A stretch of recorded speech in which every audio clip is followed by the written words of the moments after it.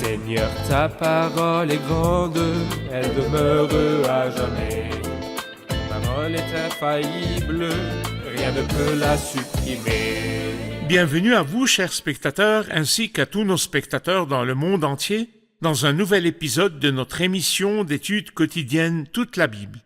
Dans le dernier épisode, nous avons terminé notre étude de l'épître aux Éphésiens, l'épître de l'apôtre Paul aux croyants d'Éphèse. Dans cette épître, nous avons appris que les croyants bénéficient de bénédictions spirituelles dans les lieux célestes, mais l'épître se termine aussi par le combat, et le combat dans le christianisme n'est pas de se battre pour des bénédictions, mais de se battre pour jouir des bénédictions qui sont les nôtres par la grâce seule. Aujourd'hui, si Dieu le veut, nous reviendrons à l'Ancien Testament pour étudier le livre des Proverbes. Le livre des Proverbes est le 3e livre poétique de l'Ancien Testament. Permettez-moi tout d'abord d'accueillir nos invités, les serviteurs du Seigneur qui sont avec nous au studio. Dr Faiz Fouad, bienvenue. Le frère Amin Helal, bienvenue. Merci honoré beaucoup. de vous recevoir. Bienvenue aussi à nos invités, honoré de vous recevoir. Dr Faiz, comme nous avons l'habitude de le faire lorsque nous étudions un nouveau livre, nous devons commencer par une idée du livre des Proverbes. Quel est le thème du livre des Proverbes? Quels sont les Proverbes en général et qui est l'auteur du livre des Proverbes? Le livre des Proverbes, comme vous l'avez dit dans l'introduction, est le 3e livre poétique. Les livres poétiques sont 5 livres écrits sous forme poétique qui représentent le cœur de l'Ancien Testament. Ces 5 livres sont Job, Psaumes, Proverbes, Ecclésiaste et Cantique des Cantiques. Et j'aime les appeler le cœur de l'Ancien Testament parce qu'ils sont précédés de 17 livres et suivis de 17 livres. Ils représentent le centre de l'Ancien Testament. Les 39 livres de l'Ancien Testament. Les 39 livres. Les 5 livres poétiques représentent une série de 5 épisodes consécutifs qui se suivent, de leçons morales utiles, nécessaires et essentielles à la vie de sainteté et de communion générale avec Dieu, ainsi qu'à la vie pratique. Chaque leçon est une préparation à la suivante. Par exemple, le livre de Job nous raconte les leçons de Dieu sur l'automortification, comment l'homme se rejette lui-même. Il rejette non seulement son péché et sa corruption, mais aussi l'illusion de bonté qu'il pense avoir en lui. Le livre de Job raconte l'histoire d'un homme parfait, juste, qui craint Dieu et se détourne du mal, mais les actions de Dieu avec lui l'ont amené à se rejeter lui-même et à dire « Je ne fais pas le poids, que pourrais-je te répondre ?» C'est une leçon fondamentale. Mais si le moi est mortifié et que l'homme en a fini avec lui-même, il passe à une vie de foi, une vie de louange, une vie de réjouissance, une vie de joie et de communion avec Dieu, et c'est de cela que nous parle le livre des psaumes, la vie de foi. Le croyant passe ensuite à la vie pratique. Le livre des Proverbes nous dit comment l'homme doit marcher. Comment dois-je me comporter dans ma maison, avec ma femme, avec mes enfants, avec mes ennemis, avec les méchants? Comment dois-je éviter le péché? Telle est l'atmosphère du livre des Proverbes, livre pratique par excellence. Vient ensuite le 4e livre, le livre de l'Ecclésiaste, qui nous met en garde. N'aimez pas le monde ni ce qui est dans le monde. Il nous donne une leçon très importante. Le monde, dans ce qu'il a de meilleur, est incapable de satisfaire le cœur humain. Il est vanité. Il est vanité. Si vous mettiez le monde entre mes mains, il ne suffirait jamais.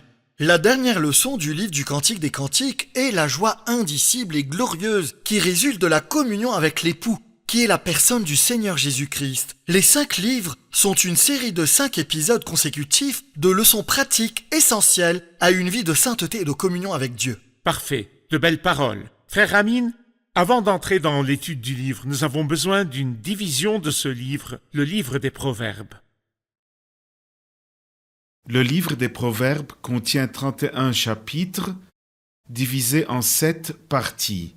Première partie, les Proverbes de Salomon, fils de David, roi d'Israël, les 9 premiers chapitres de 1 à 9. Deuxième partie, également les Proverbes de Salomon, chapitre 10 jusqu'au chapitre 22, verset 16. Troisième partie du chapitre 22, verset 17, les proverbes ou, comme il le dit, les paroles des sages. Tends l'oreille, écoute les paroles des sages, applique ton cœur à ma connaissance. Du chapitre 22, verset 17 au chapitre 24, verset 22. La 4e partie est également les paroles des sages, du chapitre 24, 23 jusqu'à la fin du chapitre. 5e partie, du chapitre 25 au chapitre 29, voici encore des proverbes de Salomon rassemblés par l'entourage d'Ézéchias, le roi de Juda. 6e partie, Proverbe 30, parole d'Agur, fils de Jaquet. Et la 7e et dernière partie, chapitre 31, parole du roi Lemuel, message par lequel sa mère l'a instruit. Telle est donc la division en 7 parties de ce livre. Dr Fayez, existe-t-il une autre division de ce livre? Certains commentateurs ont divisé le livre des Proverbes en 2 grandes parties. La première partie va du chapitre 1 au chapitre 9. Cette partie ne prend pas la forme de proverbe. Le proverbe est un verset unique qui nous enseigne une leçon. Mais du chapitre 1 au 9, cette partie ne se présente pas sous la forme de proverbe, mais d'un thème complet que nous pouvons intituler « La différence entre la folie et la sagesse ». De 1 à 9. Tout à fait, de 1 à 9. Ensuite, la deuxième partie du livre des Proverbes, du chapitre 10 à la fin du livre, chapitre 31. Cette partie peut être divisée en 3 sections. Du chapitre 10 au 24 jusqu'à la fin du chapitre 24, c'est des proverbes écrits et rassemblés par le roi Salomon qui, avant de mourir, les a laissés regroupés en recueil. Parfait. Du chapitre 25 au chapitre 29, des proverbes écrits par Salomon, mais rassemblés par l'entourage d'Ézéchias. Cette section est très importante car elle parle du comportement des justes au temps de la désolation. Nous remarquons que cette section est très similaire aux paroles de l'apôtre Paul dans la 2e épître à Timothée, qui parle aussi du comportement des justes au temps de la désolation. La deuxième section, qui est le chapitre 30, est les paroles d'Agur, fils de Jaquet, et constitue une section à part entière, qui est une prophétie complète. La 3e section, paroles du roi Lemuel, message par lequel sa mère l'a instruit, il s'agit des paroles que la mère de Lemuel lui a enseignées. Lemuel est probablement aussi l'un des noms de Salomon. La première partie va donc du chapitre 1 au chapitre 9, la seconde du chapitre 10 au chapitre 31, divisée en 3 sections. Parfait. Frère Ami, nous allons faire une pause. Après la pause, j'aimerais vous interroger sur la signification d'un proverbe et vous demander d'où Salomon a tiré ces proverbes. De sources humaines? Les a-t-il recueillis auprès de son entourage? Avait-il lui-même de la sagesse? Quelqu'un les lui a-t-il dictés? Quelles sont les sources des proverbes de Salomon? Nous reprendrons notre étude après la pause. Chers spectateurs, je vous retrouve après la pause et je vous encourage pendant la pause à nous envoyer vos questions sur ce livre. Vos questions sont les bienvenues, je vous retrouve après la pause.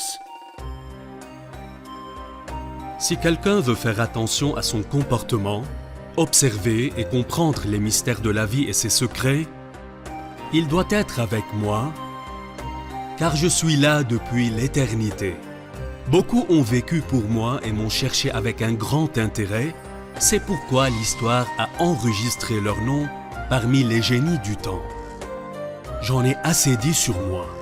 Si vous voulez mieux me connaître, observez ceux qui m'ont vraiment connu et qui ont marché selon ma loi.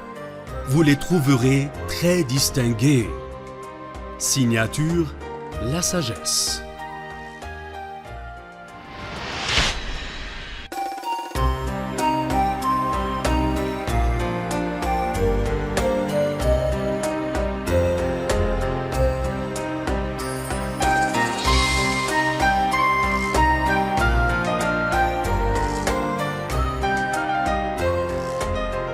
Nous sommes de retour, chers spectateurs, pour poursuivre notre étude du livre des Proverbes, le 3e livre poétique de l'Ancien Testament.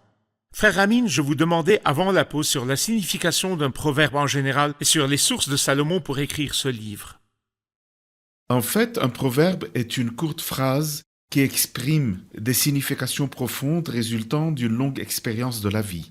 Je répète, une courte phrase qui exprime des significations profondes résultant d'une longue expérience de la vie. En fait, l'Orient ancien regorgeait de proverbes. De nombreux sages s'exprimaient en de nombreux proverbes. Salomon connaissait si bien ces proverbes et les paroles des sages que, dans ce livre, je trouve aussi les paroles des sages dans les chapitres 22 au chapitre 24. Mais je peux dire que Salomon, qui a écrit 3000 proverbes, le Saint-Esprit n'a enregistré dans le livre des proverbes que 900 proverbes sur les 3000. Dieu a donné à Salomon beaucoup de sagesse à sa demande. Selon 1 Roi, chapitre 5, Dieu donna à Salomon de la sagesse, une très grande intelligence et des connaissances aussi nombreuses que le sable qui est au bord de la mer. La sagesse de Salomon dépassait celle de tous les nomades de l'Est et toute la sagesse des Égyptiens. il était plus sage que n'importe quel homme. À cause de la grande sagesse que Dieu lui avait donnée, il a prononcé de nombreux proverbes. Mais je peux dire que le Saint-Esprit a choisi 900 proverbes et les a enregistrés pour nous dans ce livre sous la direction du Saint-Esprit. Donc vous dites que le proverbe était une phrase courte, courante, issue de l'expérience et répandue dans l'Orient ancien, et que Salomon, parce qu'il était sage et que Dieu lui avait donné la sagesse, a écrit ces proverbes. Mais vous avez aussi mentionné qu'il connaissait les paroles des sages, mais nous Parfait. devons aussi souligner que même sa citation des paroles des sages a été approuvée par le Saint-Esprit. Parfait. Même s'il a cité des proverbes répandus en Orient, ils ont été choisis par le Saint-Esprit à la manière du Saint-Esprit et non pas une simple citation d'un autre. Tout à fait. Parfait, que Dieu vous bénisse. Comme le livre des proverbes s'adresse généralement aux jeunes, nous avons un public composé essentiellement de jeunes et ils ont certainement des questions à poser sur ce livre. Prenons une question du public. J'ai une question. Le Seigneur Jésus nous a enseigné que celui qui les mettra en pratique et les enseignera sera béni.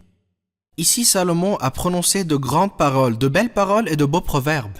Malheureusement, à la fin de sa vie, il ne les a pas vécus ni mis en pratique. Comment pouvons-nous les mettre en pratique alors que celui qui les a dit ne l'a pas fait?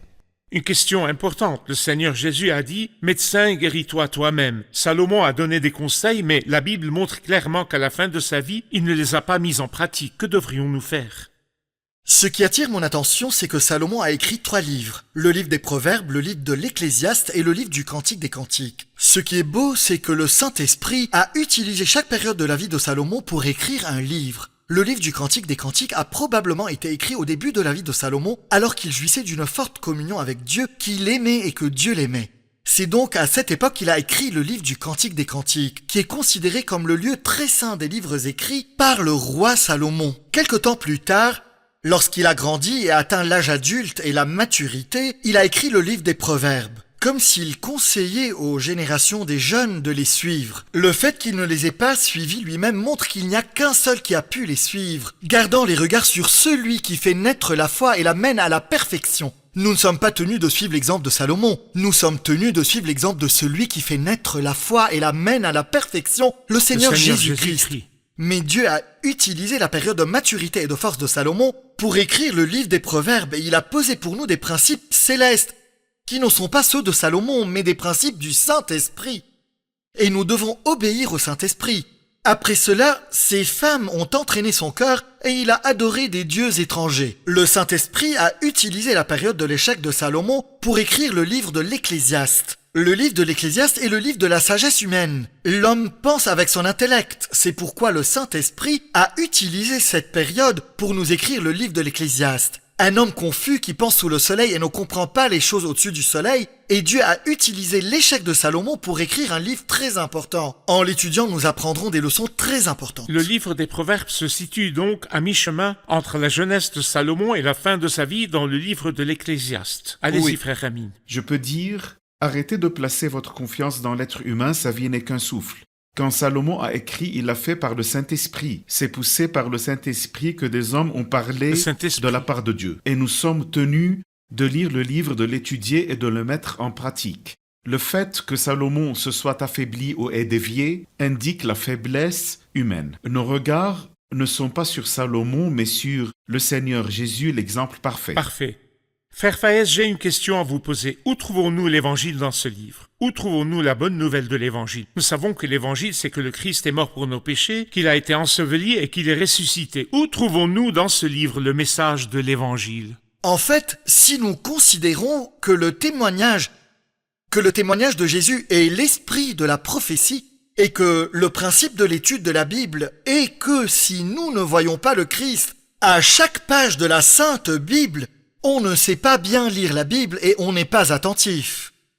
Nous pouvons voir le Christ à chaque page de la Sainte Bible. Et l'un des livres où nous voyons le plus le Christ est le livre des Proverbes. Pourquoi? Parce que nous y lisons que la sagesse parle. La sagesse recherche ceux qui manquent d'expérience. La sagesse va vers tous les hommes. La sagesse n'attend pas que les hommes viennent à elle. Elle va vers les hommes. Elle tient la main de ceux qui manquent d'expérience, pas des sages. C'est elle qui donne de nombreux dons. C'est elle qui met en garde et donne des avertissements très sérieux. Nous découvrons ensuite au chapitre 8 que la sagesse n'est pas un ensemble d'éthiques ou de principes moraux ou sociaux, mais une personne. Cette personne est divine. Dans sa nature, cette personne est éternelle dans son existence. Cette personne est le créateur du monde. Elle est le créateur, elle est le Christ. Puis nous lisons, l'un fait le riche et n'a rien du tout, l'autre fait le pauvre. Il n'est pas pauvre, Il s'humilie. mais il fait le pauvre bien qu'il ait de grands biens. Et l'ami qui aime en toutes circonstances. Et les amis plus attachés que des frères. Et nous lisons sur le roi quand il règne. Et nous lisons au chapitre 13 une prophétie complète qui sera expliquée en temps voulu sur le Christ et l'œuvre du Christ. Elle est pleine d'images évangéliques pour tous ceux qui ont de l'intelligence.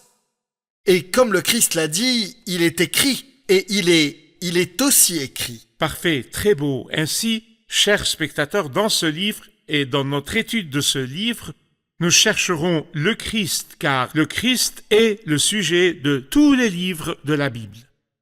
Frère Ramin, dites-nous qu'est-ce qui caractérise le livre des Proverbes et qu'est-ce qui le distingue des autres livres? Quelles sont ses caractéristiques? En fait, le livre des Proverbes est un beau livre dans lequel je trouve la sagesse et la crainte de l'Éternel. Le terme sagesse y est répété 42 fois.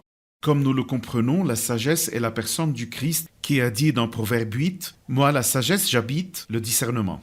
J'y trouve aussi la crainte de l'Éternel qui est répétée 14 fois, 2 fois 7.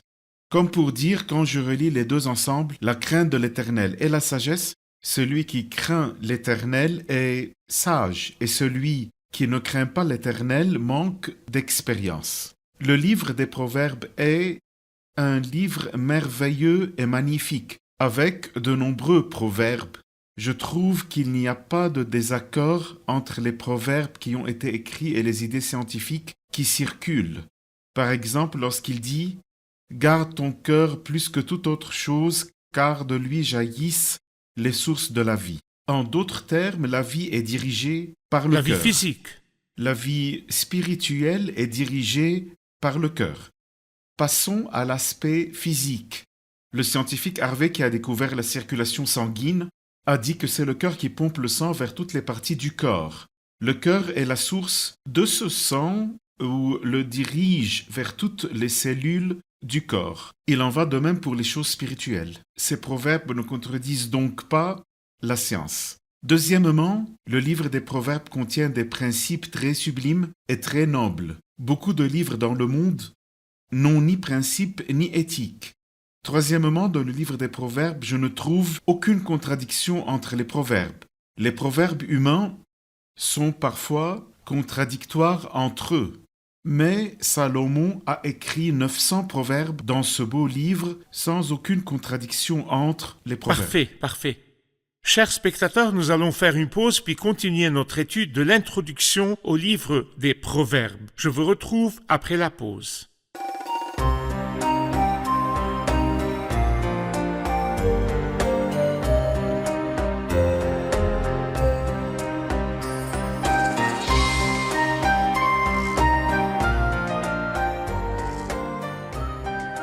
Nous revoici, chers spectateurs, pour poursuivre notre étude du livre des Proverbes, l'introduction au livre des Proverbes. Dr Fayez, certains accusent le livre des Proverbes d'être un livre sans fil conducteur reliant toutes les idées qu'il contient. Les idées sont éparpillées et dispersées et il n'y a rien pour les unir. Qu'en dites-vous personnellement? Je répondrai en disant, que pensez-vous de l'image d'un bouquet de roses? On met toutes les roses rouges ensemble, on met toutes les roses blanches ensemble, et on met toutes les roses jaunes ensemble.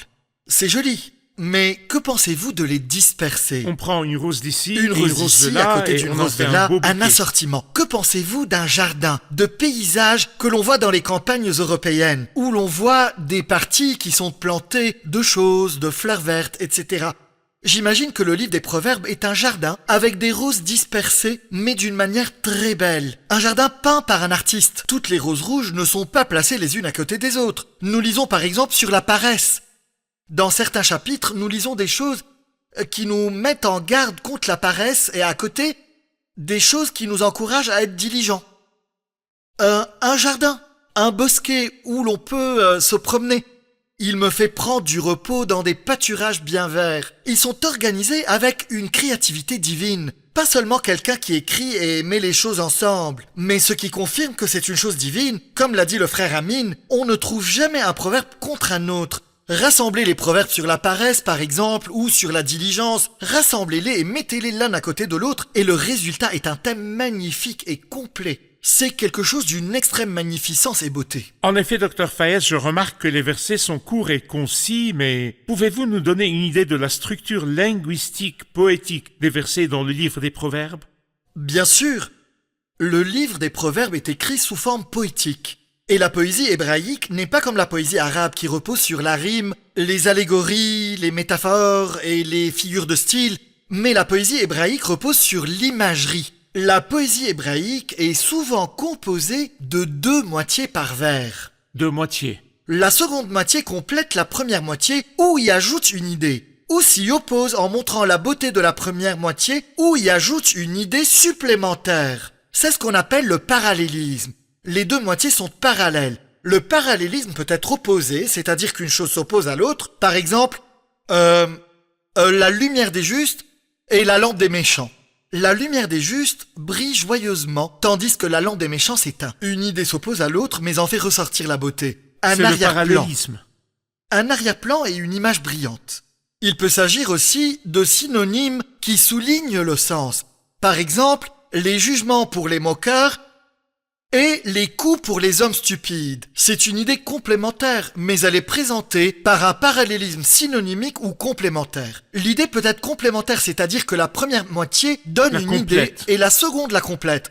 Par exemple, mon fils, écoute l'instruction de ton père. Et la deuxième moitié, et ne rejette pas l'enseignement de ta mère. C'est un parallélisme complémentaire. La structure des proverbes est très belle et merveilleuse, magnifique. Elle confirme que ce qu'il a établi n'est pas l'intelligence ou la sagesse de Salomon, mais que c'est poussé par le Saint-Esprit que des hommes ont parlé de la part de Dieu. Très bien, parfait. Permettez-moi maintenant de prendre une question du public. J'ai une question. Allez-y. Dans chaque livre, nous trouvons un thème important dont le Saint-Esprit veut nous parler et nous communiquer. Je veux demander quel est le thème du livre de Proverbes et le verset clé de ce livre. C'est vrai. Frère Amin, le thème du livre des Proverbes est le verset clé par lequel nous comprenons le livre. Le thème du livre des Proverbes est celui des principes célestes pour vivre sur terre. Comment puis-je vivre sur terre avec des principes célestes? Qu'est-ce qui régit ma vie sur terre? Les principes célestes. Je trouve que ce livre parle beaucoup de la sagesse et de la folie. Comment être sage et comment m'éloigner de la folie? Il parle de la crainte de Dieu et aussi des méchants qui vivent dans un monde corrompu. Je trouve qu'il parle de diligence et qu'il parle aussi de paresse. Va vers la fourmi paresseux, observe son comportement et devient sage. Il parle de pauvreté, de richesse. Il parle d'enfants. Il parle de parents. Il parle d'esclaves. Il parle de maître. Il parle de la façon dont je dois en tant qu'homme me comporter envers Dieu et aussi envers mes semblables et aussi envers moi-même. Ce livre a un large champ d'application et je le trouve une fois en train de parler de l'éducation de l'enfant à la maison, de la façon dont un père doit élever son fils. Et il parle du roi qui gouverne un grand royaume et de la manière dont il doit gouverner avec droiture et justice. C'est un livre magnifique dont nous devons nous imprimer et étudier. Le verset clé, je dirais, est Proverbe 1, verset 7. La connaissance commence par la crainte de l'Éternel. Il faut être fou pour mépriser la sagesse et l'instruction. Celui qui veut craindre l'Éternel doit se tourner vers la connaissance et la vraie connaissance est en Christ. Mais il faut être fou pour mépriser la sagesse et l'instruction. Parfait. Merci, que Dieu vous bénisse. Passons maintenant aux commentaires du public. Qu'avez-vous appris à la fin de l'épisode d'aujourd'hui? J'ai appris que je dois détourner le regard de l'homme et le fixer sur le Seigneur, en qui je trouve la perfection. Parfait. La sagesse m'apprend jour après jour comment me comporter dans les situations et avec les gens. Très bien. J'ai appris le verset clé du livre des Proverbes. La connaissance commence par la crainte de l'Éternel. La connaissance commence par la crainte de l'Éternel. J'ai appris que nous pouvons voir Jésus-Christ dans le livre des Proverbes. Nous cherchons le Christ dans le livre des Proverbes et dans toute la Bible.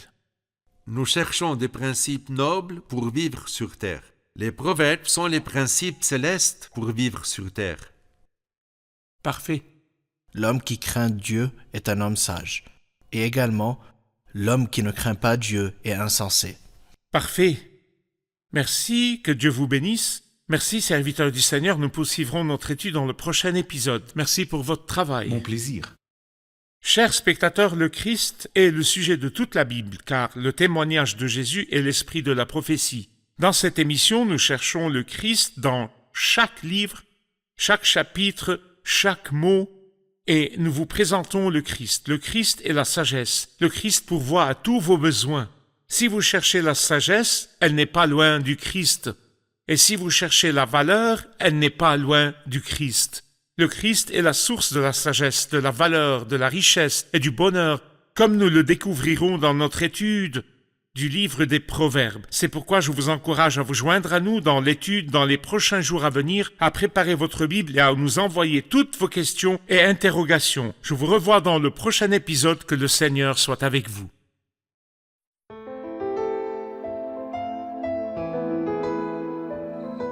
Seigneur, ta parole est grande, elle demeure à jamais. Ta parole est infaillible, rien ne peut la supprimer.